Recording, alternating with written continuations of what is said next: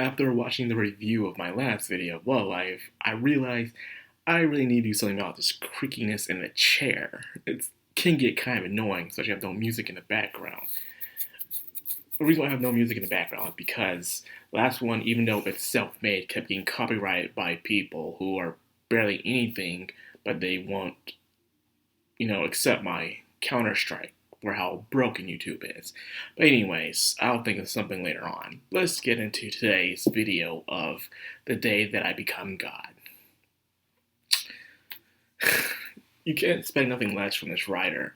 Their comedy has always been top-notch from I will say Love Life. From Charlotte to Angel Beats. They've always had this random comedy, these episodic events. And it would be nice if it was just that, really, tell you the truth, if they just made a slice of life anime where it's just hilarious moments like this. A group of fans coming together and they're just in these situations each episode. I wouldn't mind that. But unfortunately, it's not like that.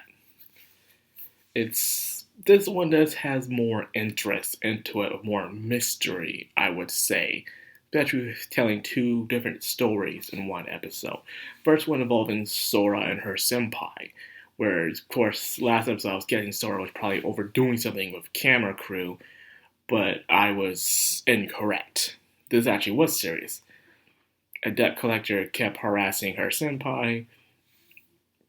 Apparently, debt collectors in Japan are very scary. Very scary. They always do that in almost every anime. A debt collector just has this mean look to them. I've even seen this in Korean dramas. I never really seen a debt collector here, and they do those wearing suits or they're constantly calling you and stuff like that. That's all I know about them here in America. And this is where you get to see more of Hina's abilities. Her ability it's very mysterious. How she can set up these plans, know everything so well. It makes you wonder, is she magical or is she scientific? Especially coming up with the second part, because we get more of a peek into this world. But I'm going to stay on Hina and Yoda's part first. I enjoyed seeing Yoda, just overreacting. They completely changed him into this completely different person, a 40-year-old with a baby face, who can help any business for at a low price of 100 yen in helping out Sora senpais in her restaurant. And it shows something a lot of people do in their business. When a lot of people start up a business, they have this product that a lot of people like, but however, the product can lose its charm, its glamour. It becomes stale. Say you have a special soup that you like, a signature soup, and everyone likes it. However, sometimes it's not like that. Some people get tired of it. It could be grimy or whatever. Something could be wrong with that product that you keep. Now, all of a sudden, people are, suggesting you change it up a bit, but you don't want to because you like it the way it is, which I understand people like that. However, when you're doing a business, you gotta stop thinking about you and start thinking more about the company itself. If you're really trying to make a business where it will even some might outlive you, you can't just think about yourself in it. You have to take the back seat and you have to take the business into the front seat, And that's what a lot of businesses fail to do. That's why they all come crashing down.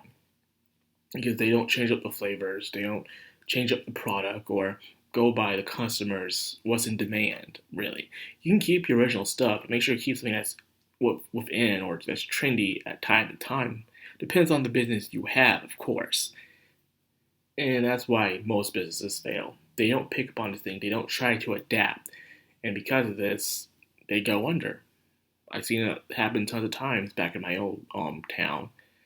And some here too as well. Well, anyways, like I said, seeing Yoda just going crazy at it, and I'm still amazed by the mystery that is Hina, and how she can solve all these things. She can calculate these problems. It's very fascinating. She reminds me of Sana from Alice and Zuraku, another must-watch. I think it's one of my first must-watches. on here actually is Alice and Ziraku. And when I came back from that 1 year hiatus, I remember those times. Well, anyways, her ability seems very knowledgeable. Is it magic or is it her calculating things? Her finding the right solutions. We don't know who Yoda's father worked for or what does he do. We just know he has to go to work. But for the parents to easily accept her and them having godlike names and her having a special ability and parents knowing everything about it, it's almost as if she's like this runaway product who's not really, probably is aware of what she really is. And she's using the thing as a god. She could be some artificial life. She could be something. And the reason why I thought more scientific, I thought this was to be, magical. But instead, we saw the other part. A new character shows up named Suzuki. Suzuki is a dude who had his freaking, seems like he's like under heavy surveillance. And despite the way he acts, he's a pretty much nice guy when it comes to normal people. And he brought this technology. He was looking for his little girl and how he was able to, gather information and even tell why the little girl ran away in the first place. She was following this drone with an ad on it, and she got lost from her mother. And he was able to calculate all that, and to the point where he got brought to this big corporation where he has to look for someone and dig into someone. It makes you wonder, who is this guy? But what he did was so high tech and advanced. It makes you wonder what year they're in and for the end of the world be coming up very soon. That's what makes me wonder, what's going on. And that's where it comes into place back to Hina's thing, The entire episode itself was just a front of her, just showing off her abilities, helping out a friend, and that's what she likes to do, to prove her godly powers. But I feel like there's a technological thing going on here, or it could be bio.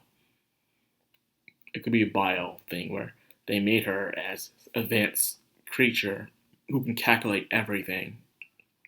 And there's a reason why she can calculate the end of the world, because she's that advanced. So that is very interesting. She can do that. Like I said, this could be their best work. It depends how they finish it. Like I said before, there's this pattern where things get kind of rushed towards the end. It happens every time. Let's hope that don't happen this time. We have to wait and see. So anyways, I'm going to edit this video. Like I said, there's a lot I have to think about after seeing that new character showing up and what he can do. It put more mystery into what Hina is, which I'm still trying to figure out. I might be right. I usually am. Let's find out. So if you enjoy this video and you like what I do, like, comment, subscribe, and of course hit that bell icon. This has been Madcrownxox on Anime. Signing out.